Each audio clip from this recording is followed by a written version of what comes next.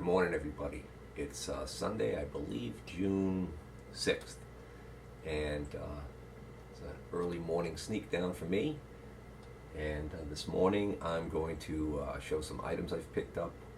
I've got a few, couple of flea market items, just a very small amount of tool store buys, and then I've got a really nice lot of stuff I acquired. An individual on Craigslist had advertised that he had Machinist tools. He didn't have any photos. I made a phone call, made an appointment, went out, and was pleasantly surprised with what I found. Ended up actually buying, making 2 trips out and buying from that individual, and got some real some goodies. So let's jump right into it. So these first 3 items, I actually all came from the same vendor at the flea market, but were purchased on different days, I think.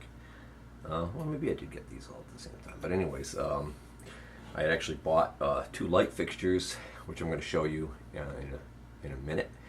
And then when I grabbed the light fixtures, as I was walking out, I spotted this little compressor. And I took a look at it, and the cord looked like it was in great shape and everything. So I said, hey, what are you gonna get for that little compressor? Now, before I tell you what I paid for this, let me preface this by saying that this vendor is probably now my favorite vendor at the flea market, and the main reason is because he shoots price from the hip, based more on what he paid for an item. So, and he wouldn't just buy this to resell it by itself. He bought this, he got this or obtained this in the clean out of a house. And if he had to do a certain amount of disposal of unwanted items and things, there's a good possibility that some of the stuff he gets for free. So anything he gets, and he's interested in moving inventory. He doesn't like having stuff lay around for long periods of time. If he's got somebody interested in something, boom. Little compressor, checked it out, and said to myself, geez, what do you get for that little compressor? So, $5. I said, took a look at it, and I said, gee whiz, thinking to myself, what a nice little setup this would be to keep near one of my workbenches or one of the machines. And when I just want to blow something off quickly, that'd be great. Years ago, I worked at a TV repair shop, and we had purchased a modern version of one of these little compressors. And this is actually a paint sprayer, so I'll get to this in a second. But a modern version of one of these little compressors, and lo and behold, we kept it under the bench, and it was just perfect because you could flip a switch and you had instant air to blow out dust from TV chassis. Okay, so we loved having that handy thing there. Of course, the dust blows all over the shop and settles on other things, but I digress. Anyways, I like the idea of having something like this, and for $5, I couldn't pass it up. And then when he said, yeah, sure, plug it in. Plugged it in.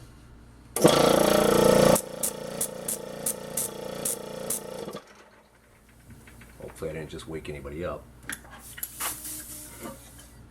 But it actually makes a nice little flow of air just for the purpose of dusting things off. There's a DeVilbiss brand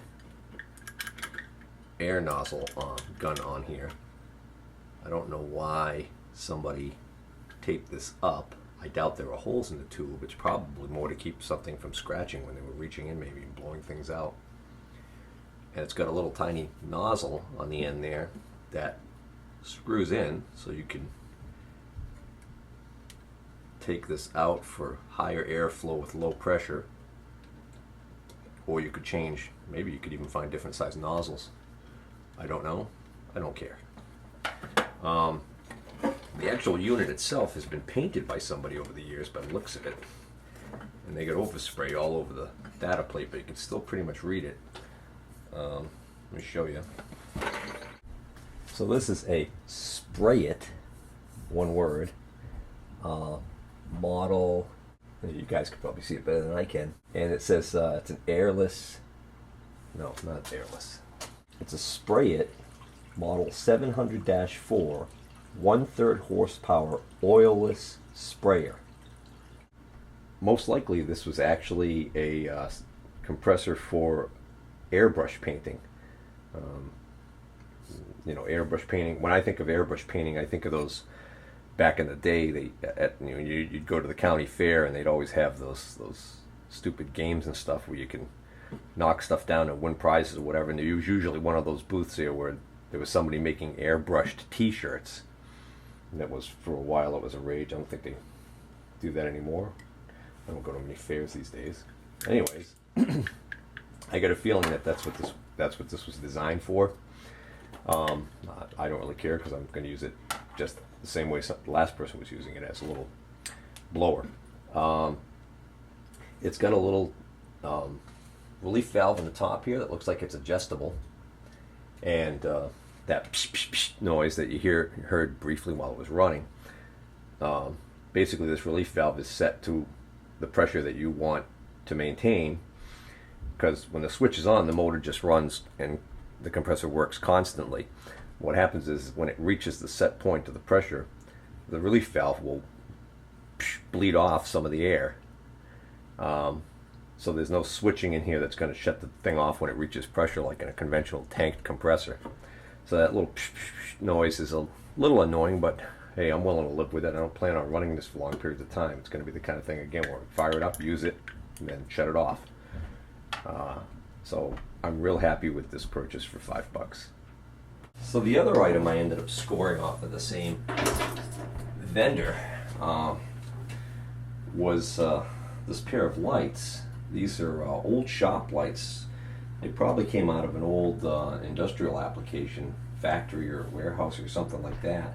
They're 4-footers, and they use the standard old, I forget what they call these, T12s or T8s or whatever, the larger diameter bipin fluorescent bulbs. Okay, and they are the old style ballast as far as I can tell. I don't think they've ever been converted. Got this big bump on the top right here. This whole top cover can be removed, and under this big bump right here is going to be the, if it's original, it's going to be a large ballast transformer. These are filthy, like they've been having years of dirt on them. They've got 4 hanging points because these are heavy. The thing about these old lights that makes them great is you buy a modern light and the metal is much thinner. Not only is this sheet metal thick, making this light strong, but the other thing is that this white that you see on this is not paint. This is a porcelain coating. And if the porcelain coating is in good shape like this one, that porcelain coating really does a good job of reflecting the light back around the shop. So my plan with these is, because they're not energy efficient and the ballasts are probably old as heck, my plan is going to be, it's not very hard at all to convert these to either an electronic ballast with modern fluorescent tubes to make it more energy efficient right off the bat, or I'm also toying with the idea, I've done a little research already, of converting these to LED. There are companies that are now making LED tubes that will fit right in here perfectly. And it's real easy to rewire it because the LED tubes have the power supplies self-contained in them. So basically they just have you bypass the ballast and run 120 volts directly to the tubes. So I was thinking of maybe even considering doing that. The problem is the cheaper LED tubes just have a row of LEDs inside, or maybe 2 rows, but they point, they give you only a 180 degree arc of light. And the problem with that is the conventional fluorescent tube like this gives you 360 degree light, which you would think would be a waste, but the reality is that a lot of that is what's being reflected by the porcelain background back down into the shop or the work area. These look dingy because they're dirty, but they're going to clean up really nice. I could tell just by a light wipe that a lot of this soot and crap that's on here is going to come right off. So I spotted this light and I was like, wow. I said, that's nice. And I was really surprised when he said $5 for that light. And then he says, I think there's another one around here. So sure enough, went to another corner of his work area because he just put stuff down wherever he could find space. This one's even sootier, but it's a perfect match for this one. So I got the pair for $10. And even though I'm gonna have to do a little work converting them, it's well worth it. The other thing about these lights is, right now, industrial is all the rage in the design world, in interior design. So a lot of this stuff that's being pulled out of factories and was being thrown out or scrapped previously, and now all of a sudden the prices are shooting way up on this stuff. So you take a pair of lights like this, just the way these sit, and you bring them to a flea market in New York City, and some guy that does interior design work or architectural or something like that is going to come along and spot these lights. I shudder to think how much these would bring, in a place like that. And then they would be cleaned up, refitted with new, new lighting, new electrical, and hang in some, foo-foo loft. Foo-foo? All right, yeah, you get my point, right? And that's, by the way, that's where all the cone head lathes are going. They're being smashed up and scrapped so that the people can take the legs off and stick them in those kind of places. They become supports for kitchen tables or butcher blocks. And case in point, I got my beautiful Vernon there. If I didn't rescue this lathe, those legs right there were destined to become the base of somebody's kitchen table.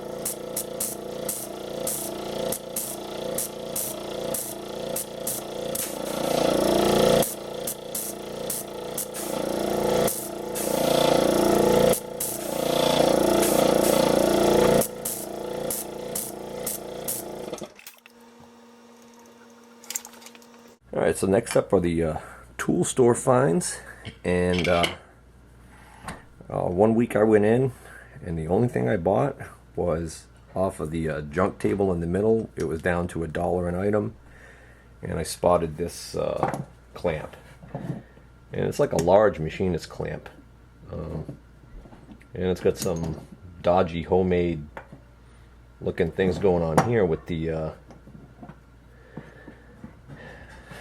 tabs. I don't know if they're original or not, but now it's interesting. These actually look like they're brass, so I don't know why somebody would make that out of brass.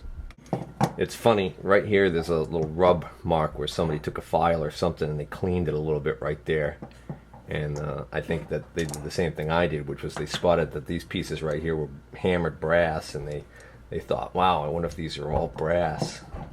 And then when they realized they weren't, on the dollar table they went. But they work fine, so, yeah, I guess you can never have too many clamps. It was only $1. And then another day I stopped in the store, and again, didn't really buy much. Ended up looking at a couple of things that came in, but they weren't things that I could really use because I already had. So they'd be duplicates, and the problem is that those prices there typically aren't going to be, they're not going to leave any meat on the bone for me if I wanted to resell them or do something trade-wise down the road. So I pretty much stay away from buying tools there unless it's something I can really use, or it's the occasional odd deal.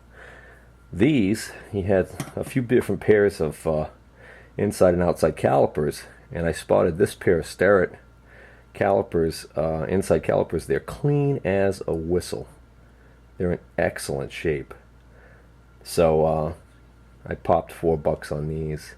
I think I already have a pair like this, but these are just so clean, and I know a lot of the pairs that I have came out of toolboxes where there were rust spots on them, or they were just darn, poor condition. So now I can, at some point I'll sit down and I'll go through and I'll keep my keep my nicest pair and, you know, pass on the other ones. I also have some that from some of my previous viewers have told me that they're some of the ones I have are kind of rare and more collectible. So those might be something I might consider selling, turning into money for stuff that I can use. But anyway, so I got that pair there for $4. Happy with that. As a matter of fact, let's go macro in case my one of my Starrett aficionado collector guys is watching. Give you a real good look at these.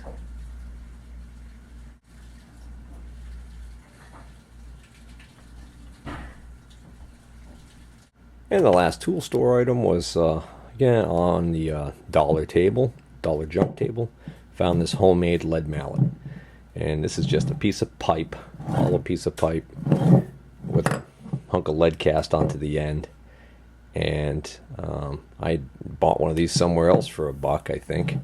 And the reason why I did that is because, well, now between this lead and the lead on the other one there, if I'm fortunate enough to score a mold, a lead hammer mold or lead mallet mold, whatever they call it there, at some point in the future, I could cast a nice mallet onto a nicer handle maybe. So give you an idea near my fist how much lead that is. I mean, I don't know, I think that's probably at least $1 of scrap lead there. Although I just looked, here's the one I just bought a few weeks ago. This was probably a flea market find. May have paid $2 for that one. Either that or I just got a really good deal. Again, tool store, not as good a deal, but still, between the two of those, that should give me enough lead to make a nice mallet. I need a mold though. Alright, so now this next batch of stuff, I can almost guarantee I'm going to have to split this into multiple videos, and I might stagger them and fit some other project videos like the outboard motor and that in between, just to break up the monotony, because some of my viewers enjoy these, some of my viewers don't like them at all. And so anyways, this is quite a large lot of Machinist tools. There was quite a few things there. Now this is interesting to me because this gentleman just advertised that he had Machinist tools. He didn't mention in the ad anything about what he had. He didn't include any photographs. That worked out to my advantage, because when I called him and talked to him over the phone and started to get an idea of what he had, one of the things that he had that immediately piqued my interest was he had a large set of Fowler dial calipers. I have been chasing a pair of Fowler dial calipers at another individual's place that I had bought some items from that I'd showed a while back, and I think I may have even mentioned the Fowlers. The problem is that individual had bought those brand new, I think out of the MSC catalog. He still had the invoice for them, showing that they were like, I don't know how much they were, but they were well north of $300. I don't know, maybe $350, $400, something like that. Maybe more. I don't recall. Anywho, they were like hardly used and brand new, and so he really didn't want to budge off of his asking price of $175, I think, for them. So, and you know, I can understand that, but there they sit. Didn't buy them then. Have been back a couple times when I've been in the area. Nice enough guy, so I stop in and chat with him. And anyways, they're still there. And then these came up, and I said, well, I'm going to go out and take a look at those. And then he said, I got a bunch of other stuff, indicators, yada yada. And I'm like, well, indicators, I don't know how many more indicators I could possibly use. I say that, and then I'm going to show you the indicators I bought.